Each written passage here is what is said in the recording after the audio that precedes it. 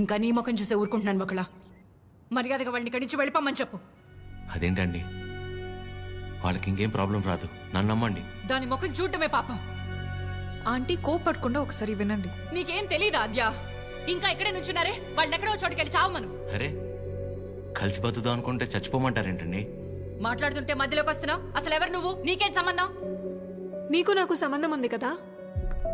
నేను మీ కూతుర్నే కదా. ఏం తెలుసు నా గురించి నీకు మీ ఆయనకి? ప్రవళిక, నిజంగానే ఏం తెలీదా ఆంటీ? ఇష్టం కష్టం చెప్పుకోవాలనిపించి నాన్న మీతో మాట్లాడాలంది అంటే తప్పించుకొని తిరిగేవాడు. ఎక్కడ ఏం అడుగుతానో ఏం చెప్తానో అని. ఇక ఈవిడ మైండ్ సెట్కి తగినట్టుగానే నేను ఉండాలి. ఇంట్లో ఆడపిల్ల కన్నీళ్లు తుడవడానికి చేతులు రానప్పుడు మాటలు కూడా రాకూడదమ్మా. ఎవరో ఆడదైనా తన ఇంట్లో మనిషి అనుకొని కన్నీళ్లు తుడవాలనుకునేవాడికి ఏ సంబంధం ఉండక్కర్లేదమ్మా.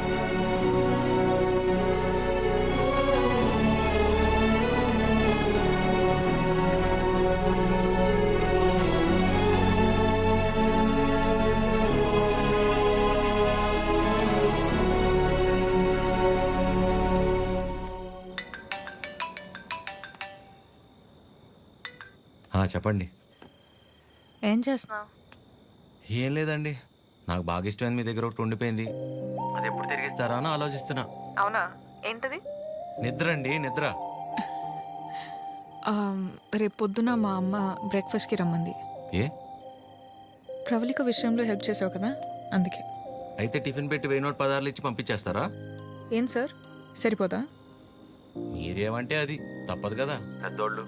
ఇంకా కనపడవు కానీ నీకు నేనంటే ప్రేమే కదా.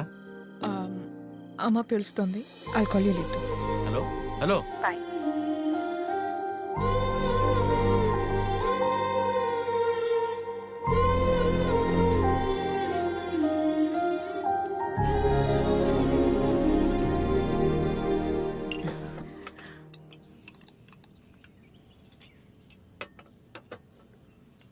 ఏదున్నా ఫ్యాక్టరీలో మాట్లాడి అట్నుంచటే పంపించేస్తాను తప్ప ఇంటిదాకా ఎవరైనా రావటం చాలా రేర్.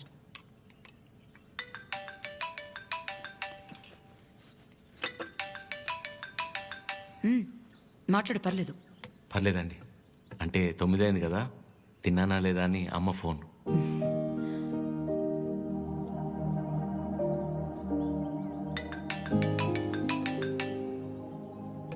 పద్మమ్మ సేమ్, తిన్నానా లేదా అని.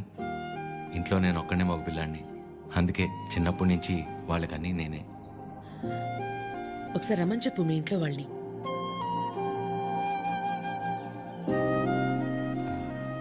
పర్లేదండి. పర్లేదేంటి, రమ్మను. వాళ్ళు ఫ్యాక్టరీ చూసినట్టు ఉంటుంది, నేను ఒకసారి వాళ్ళని కలిసినట్టు కూడా ఉంటుంది. ఏమద్యా? అవునమ్మా, రమ్మని చెప్పండి. సరే అండి. అవన్నీ నేను చూసుకుంటాను లేరా ప్రేమ్. నిన్ను నువ్వు అద్దంలో మాత్రం చూసుకోకరా రే.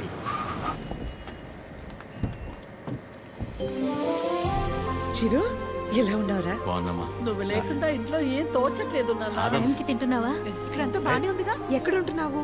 షూ. అన్నీ ఇప్పుడే చెప్పాలా, తర్వాత చెప్పచ్చా? సరే తర్వాత మాట్లాడుకుందాం. ఒకల గారు, నమస్తే. నమస్తే. లక్ష్మమ్మ, పద్మమ్మ, శారదమ్మ, శాంతమ్మ, గౌరమ్మ. అందరూ అమ్మలు సరే, ఇంతకీ అసలు అమ్మెవరో? కడుపులో 9 నెలలు మోసాను కాబట్టి సీనియర్ అనే తప్ప వాడి విషయంలో అందరూ ఈక్వలే. ఆద్య ఎక్కడ? అంటే పద్మమ్మ అందరినీ బాగా కలిపేసుకుంటుంది అనమాట. కీర్తన పెళ్లి జరిగింది కదండి, అక్కడ కలిశారనమాట. అంతే కదా. ఇంట్లో ఉంది. Hello aunty. నమస్తే. ఆడపిల్ల ఇలా ఉంటే తన ఎంత అందంగా ఉందో అద్దంలోకి చూసి తెలుసుకోవాల్సిన అవసరం లేదు. తనని చూసే వాళ్ళ కళ్ళలోకి చూస్తే చాలు నా దిష్టే తగిలేలా ఉంది. ఆద్య, నీకోసం పనీర్ జిలేబీ డబ్బా ఇవ్వకపోయినా పర్లేదు, మొత్తం తినేసాయి.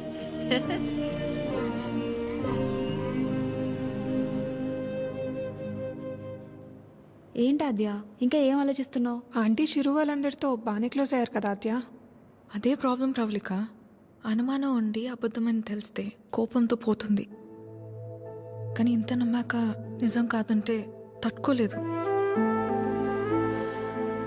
అండ్ దాట్ టూ, ఇదంతా తెలిసి నేను సైలెంట్గా ఉన్నానని మా అమ్మకు తెలిస్తే ఎవరున్నా లేకపోయినా నా లైఫ్లో అమ్మ ఉండాలి. ఎవరి ద్వారానో ఈ విషయం ఆంటీకి తెలిసే కంటే నీ అందరూ నువ్వే వెళ్ళి చెప్పడం కరెక్ట్ ఆద్య.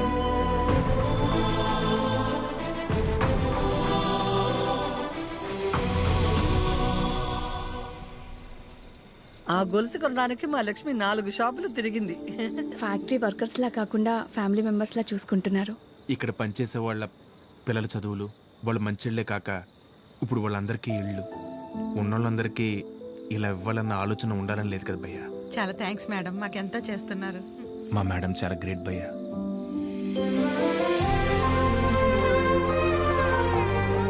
సరే సరే, రే ప్రేమ్, ఓయ్ ఫుడ్ ఐటమ్స్ లో ఏం బాగున్నాయి రా? అన్నిటికంటే నువ్వు రా అన్నది బాగుందిరా.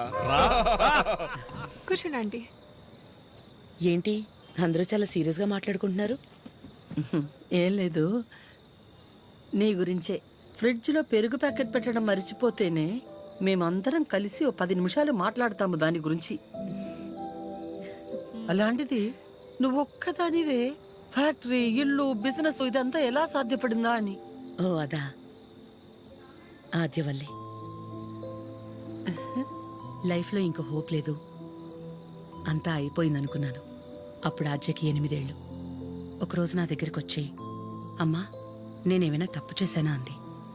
నువ్వు తప్పు చేయడం ఏంటి అంటే ఏమందో తెలుసా? నేనే నీ ప్రపంచం అంటావు కదమ్మా, నువ్వెలా ఉన్నా అది నా వల్లే కదా. నువ్విలా ఉన్నావంటే నేనేదైనా తప్పు చేసుంటే చెప్పు, ఇంకెప్పుడు చెయ్యను అంది. ఆ క్షణం అనిపించింది ఇంకెప్పుడు తన నా దగ్గరికి వచ్చి అలా అడిగేలా నేనెప్పుడు ఉండకూడదని.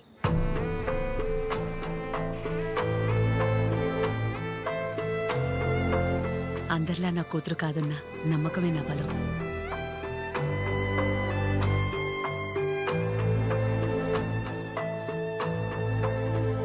మీ బలం మీ చిరు, మీ పెంపకం తన ప్రవర్తనలో కనిపిస్తుంది. చాలా బాగా పెంచారు మీ చిరుని. చిరు, ఇంతమంది ఆడవాళ్ల మధ్య పెరగడం నీ అదృష్టం.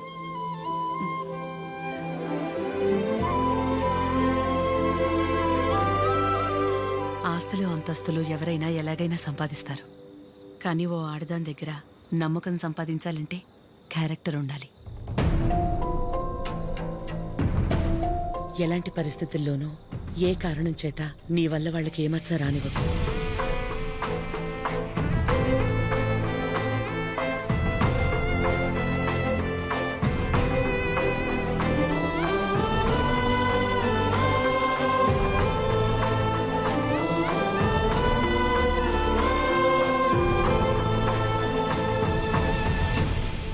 బయలుదేరిపోవడం ఏంటక్క? ఒక్కసారి ఇంటికి వెళ్ళాక మాట్లాడుకుందా. అది కాదక్కా. గౌరీ, హాయ్ భయ్యా. నమస్తే అండి. మీరందరూ ఇక్కడుంటే ఆవిడేంటి మేడం గారు ఇంటివైపు వెళ్తుంది? ఎవరు? మన పద్మం గారు. వకలా,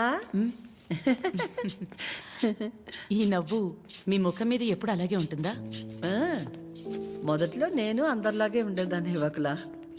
మన కడుపులో ఒకరు పుడితే గాని ఆడదాని జీవితం పరిపూర్ణత చెందదు కదా. పిల్లలు లేరు అనే మాట చెవిలో పడి పడి నెమ్మదిగా నవ్వు అనేదే పోయింది. పోయేదాకా ఇక అంతే అనుకున్నాను. మా చిరంజీవి పుట్టగానే అలాగే తీసుకొచ్చి మొట్టమొదటిగా నా చేతుల్లో పెట్టారు. ఆ క్షణం ఎక్కడి నుంచి వచ్చిందో ఆ నవ్వు అలాగే ఉండిపోయింది. ఈ నవ్వు నాది కాదు, వాడిది.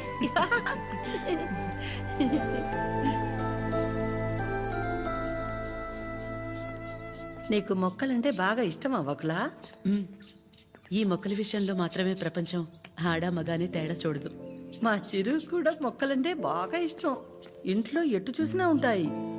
అన్నీ వాడి తెచ్చినవే. మా ఇంటికొచ్చి చూడాలి, ఎప్పుడు సందడే. నవ్వు లేకుండా నిమిషం ఉండదు. నువ్వు కనుక మా ఇంటికి వస్తే ఫ్యాక్టరీ వద్దు ఏమీ వద్దని అక్కడే ఉండిపోతావు.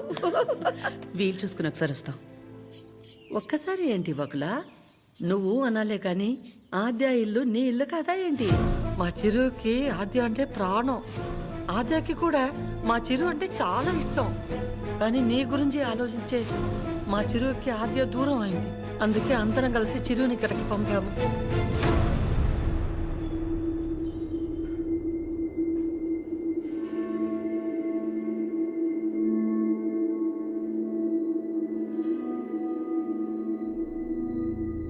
విన్నావుగా వకుల, వాడు వచ్చినప్పుడే చెప్పాను వద్దు, ఏదో తేడాగా ఉంది అని. నా కళ్ళకు అందరూ అలాగే కనపడతారన్నావు. ఇప్పుడు చూడు, నా కళ్ళకు కనిపించింది నిజమైందిగా. సరిత గారు మాట్లాడకు. మీరు ఆడాళ్లేగా. సాటి ఆడదాన్ని మోసం చేయడానికి మనసెలా ఒప్పింది? అసలు నిన్ను తన్నాలే పట్టుకుని. అమ్మా, నువ్వు నోర్మే. ఏంటాద్యా ఇది? వాళ్ళంటే ముక్కు మొహం తెలియని వాళ్ళు. మీ అమ్మ గురించి పూర్తిగా తెలిసిందానివి నువ్వే ఇలా చేస్తే ఎలా? తనకున్న ఒకే ఒక్క నమ్మకం నువ్వు అందరిలాగానే అనిపించావు కదా. అయినా మిమ్మల్ని అనాలి. ఏం పెంపకమో ఏమో. పెంపకం గురించి ఎందుకండి? ఏ అంత రోషం పొడుచుకొచ్చింది? చేసే ముందుండాలి. ఎందుకు అలా మాట్లాడుతున్నారు? ఇంకా మాట్లాడుతున్నాను, సంతోషించండి. అక్క ఇదంతా మనకు అవసరం, పద వెళ్దాం. ఇంకా నుంచున్నారే, పదండి. సిగ్గుండాలి. అమ్మా ఆగమ్మా, ఏ ఏ ఆగు. నువ్వు అరిచి గోల చేసేంత ఘోరం ఏం జరిగిపోలేదు ఇక్కడ. ప్రేమించిన అమ్మాయి కోసం వచ్చాడు, అంతేగాని ఎవరినైనా మోసం చేశాడా? ఎవరితోనైనా తప్పుగా ప్రవర్తించాడా? తప్పుగా చూపైనా చూశాడా? వాడికిడికి రావడం వల్ల ఎవరికైనా మంచి జరుగుంటుంది తప్ప నష్టం ఏం జరగలేదు. బకుల, పిల్లలిద్దరూ మన ఇష్టాలకు గౌరవం ఇచ్చి మన సంతోషం గురించి ఆలోచిస్తున్నారు. ఒక్కసారి వాళ్ళ ఇష్టం గురించే ఆలోచించడంలో తప్పే ఉంది.